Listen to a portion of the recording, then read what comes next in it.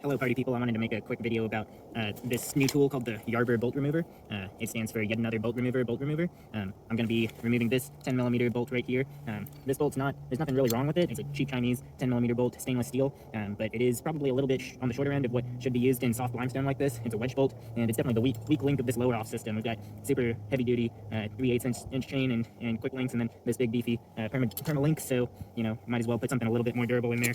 So about this bolt remover, it comes with a coupler. This coupler changes from, I think this is a 1/2 inch diameter to 10mm. So this 10mm should thread on to the threads of this 10mm bolt right here. I'm lucky enough that it's the same bolt, the same thread pitch and diameter. I was pretty sure it's the right diameter, but I wasn't sure about the thread pitch. So I think that this is 10mm by 1.5. I'm not 100% sure, but anyway, lucked out on that. So I'm gonna go ahead and thread this coupler onto the end of this.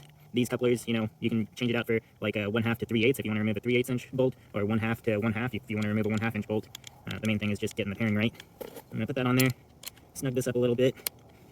That should be good. Now I'm going to remove this old nut on here. I'm gonna talk about this tool I have right here. It's a pretty handy tool. It's a 3-in-1 multi-tool. The brand on it says Volco Hercules. But basically, it has the functionality of a hammer, a crescent wrench, and a socket wrench. So pretty perfect that it just happens to be those same 3 things that I typically need for installing and removing bolts. So that came off pretty easy. Actually, before I do all of this, I might also go ahead and remove this quick link.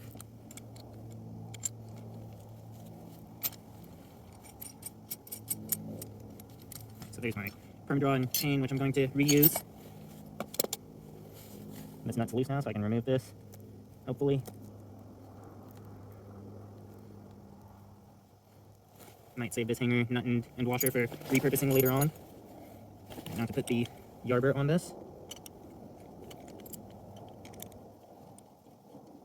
And these YABRs are made by a guy named Cletus on Mountain Project and distributed by a guy named Peter. There's a thread on the forum and an online form that you fill out to request one. They're made by order, and they are also non-profit. They're basically making these at no gains to them, so that's super awesome that they do that to support the community. So yeah, this bolt is already moving a little bit just from tightening this on, so I'm reaffirmed in my decision to replace this bolt. But now that it's on there, got a few threads in, should be able to start cranking on this.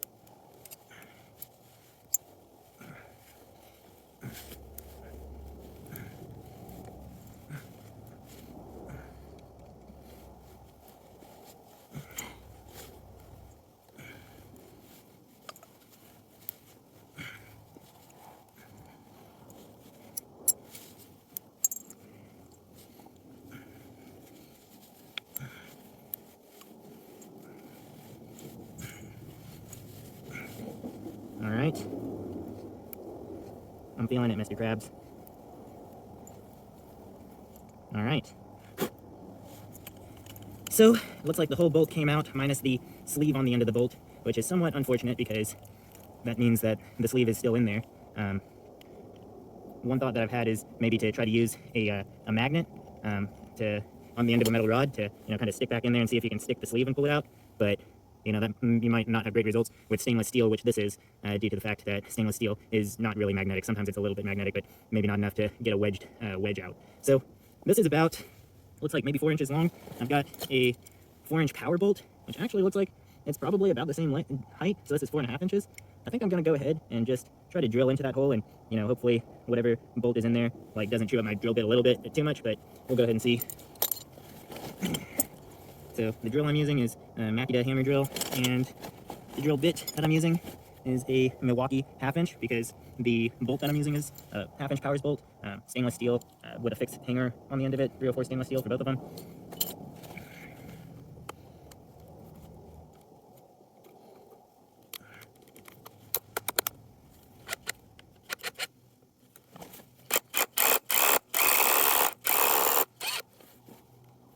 One quick thought I had, take a little mental marker of how far down I have to drill. I do have this taped off, but it looks like I probably don't have to drill maybe down just like about 1/2 inch from where I have my tape, or maybe a full inch from where I have my tape.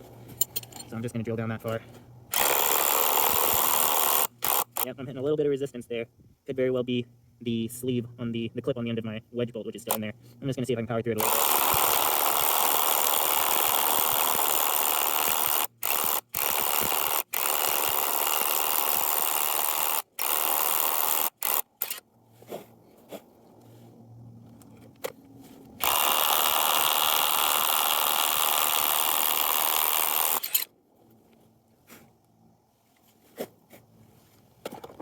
not making the progress that I was hoping for.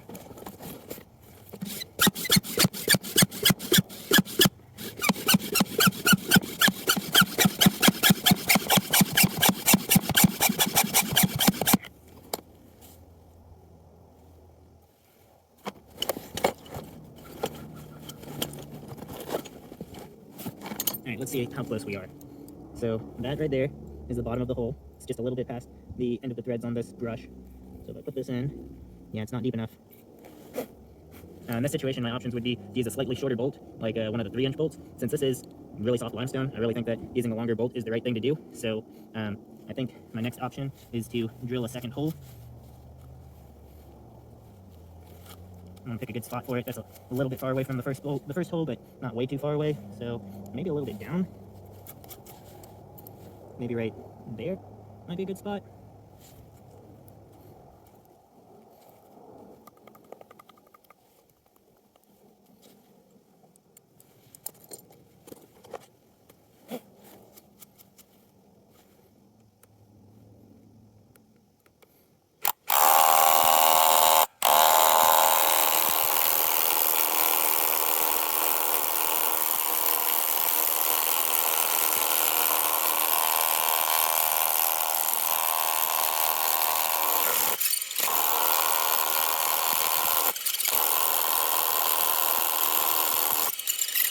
Alright, pretty sure that's going to be deep enough.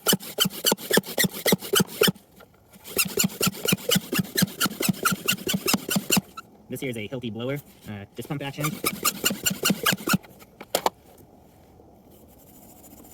Gonna brush this hole out real good, blow it a few times, make sure that my hole is deep enough. Looks like it's gonna be more than deep enough. It's a little bit better to err on the side of too deep than not too deep. It's not deep enough.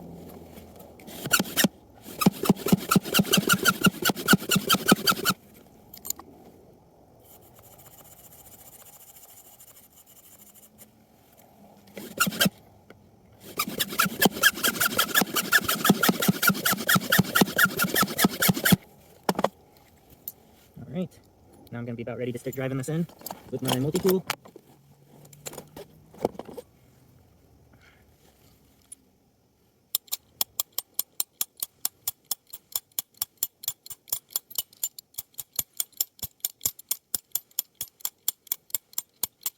Now, one thing to be aware of is you want to make sure that your hanger is on the bolt before you start driving this in, because if it's not, then you're basically wasting a bolt. Getting these things out is pretty difficult and likely not to be reusable.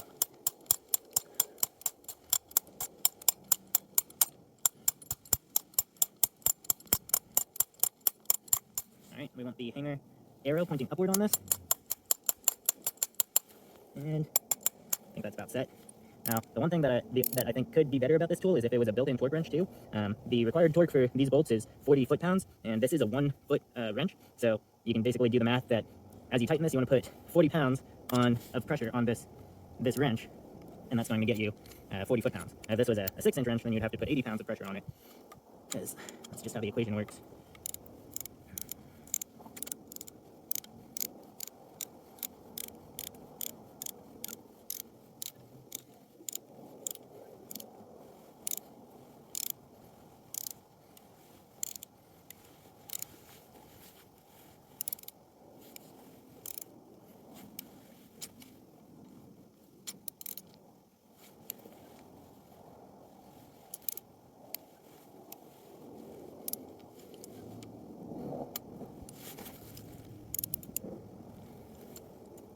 Definitely getting close, but I think I'm still a little shy of 40. 40 is a lot.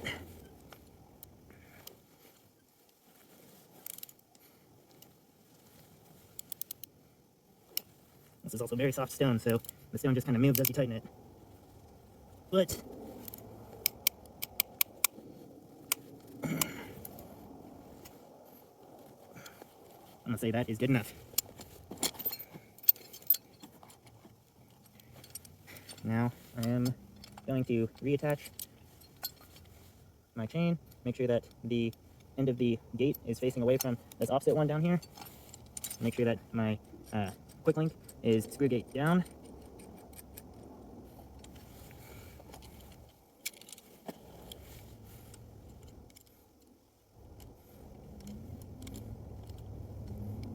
Let's see, this way.